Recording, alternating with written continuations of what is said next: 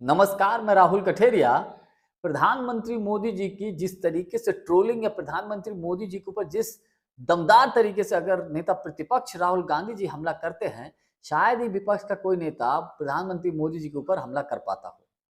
अब देखिए हालिया वाकया ये है कि अभी छठ पूजा मनाई गई थी, तो छठ पूजा को लेकर दिल्ली में यमुना जी के किनारे एक तालाब बनाया गया था। गोदी मीडिया के लोग उसको ऐसे दिखा रहे थे कि साहब ये यमुना जी है, और खबर ऐसी थी कि प्रधानमंत्री मोदी जी छठ पूजा मनाने वाले थे। बाद में क्या हुआ कि उसकी पोल खुल गई कि साहब ये यमुना जी नहीं है, मोदी जी के अलग से एक तालाब बनाया गया था, उस तालाब के बाकायदा पाइप वाइप के वहां फोटो आ गया। जब बाहर आ गया तो प्रधानमंत्री मोदी जी का कार्यक्रम कैंसिल हो गया। तो इसको लेकर नेता प्रतिपक्ष राहुल गांधी जी ने मोदी जी के ऊपर बड़ा जबरदस्त तरीके से हमला बोला है।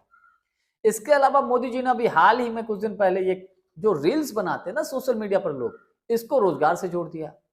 इसको लेकर भी राहुल गांधी जी ने प्रधानमंत्री मोदी जी के ऊपर बड़ा हमला बोला है। तो क्या कुछ कहा है नेता प्रतिपक्ष राहुल गांधी जी ने, इन तमाम बातों को लेकर मैं चर्चा करूं, लेकिन उससे पहले यदि आपने अभी तक हमारे चैनल को सब्सक्राइब नहीं किया है तो सब्सक्राइब जरूर कर लीजिए और घंटी के बटन को जरूर दबा दीजिए।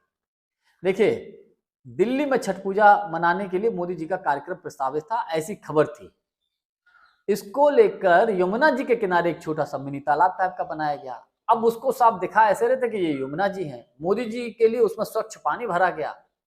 इसकी जब पोल खुल गई तो कहा जा रहा है कि साहब कार्यक्रम कैंसिल हो गया। कार्यक्रम जब कैंसिल हो गया तो भाजपा की छीछल इधर हुई।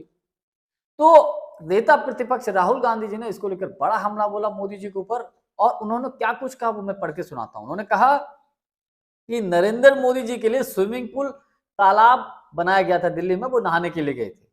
उनको यमुना जी से कोई लेना देना नहीं है, उनको छठ पूजा से भी कोई लेना देना नहीं है। उन्हें सिर्फ आपका वोट चाहिए प्रधानमंत्री मोदी जी को। अगर आप मोदी जी से कहोगे कि मोदी जी हम आपको वोट देंगे लेकिन आप ड्रामा करके दिखाओ, तो मोदी जी ड्रामा भी कर देंगे। अगर आप मोदी जी से कहोगे मोदी जी हम आपको वोट देंगे लेकिन मोदी जी आप नाच के दिखाओ, तो मोदी जी नाच के भी दिखा देंगे। भला इस तरीके से कोई प्रधानमंत्री मोदी जी के ऊपर अटैक कर सकता है? इस तरीके से कोई ट्रोलिंग कर सकता है? विपक्ष में कोई नहीं कर सकता। केवल और केवल राहुल गांधी जी ने यह हमला किया है, और उन्होंने तो स्पष्ट तौर पे कह दिया, आप चुनाव से पहले उनसे कुछ भी करवा लीजिए। मोदी जी से आप जो कुछ करवाने के लिए कहेंगे, ड्रामा करवाएंगे, नचवाने के लिए कहेंगे या कुछ भी करवाएंगे, मोदी जी कर देंगे। लेकिन चुनाव के बाद आप मोदी जी को नहीं देख पाएंगे। मोदी जी चुनाव के बाद कहां मिलेंगे? अंबानी जी के परिवार की किसी शादी में। इसके अलावा राहुल गांधी जी ने कहा कि देखिए, मोदी जी ने अभी कुछ दिन पहले रील्स को रोजगार से जोड़ने की कोशिश की। उन्होंने कहा ये बताइए, जो रील्स बनती है ये डाटा से चलता है, डेटा से चलता है, और डेटा कौन बनाता है? कंपनियां। किसका होता है डेटा? कंपनियों का। जैसे कि अभी इनडायरेक्टली आप समझ लीजिए, जियो के आने से कहा जाता है कि डेटा में क्रांति आ गई। तो जियो कंपनी है किसकी? जियो कंपनी अंबानी जी की है।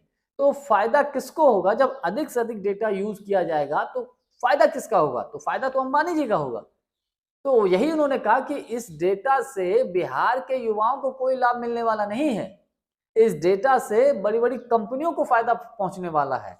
तो इसी को लेकर नेता प्रतिपक्ष राहुल गांधी जी ने प्रधानमंत्री मोदी जी के ऊपर हमला बोला।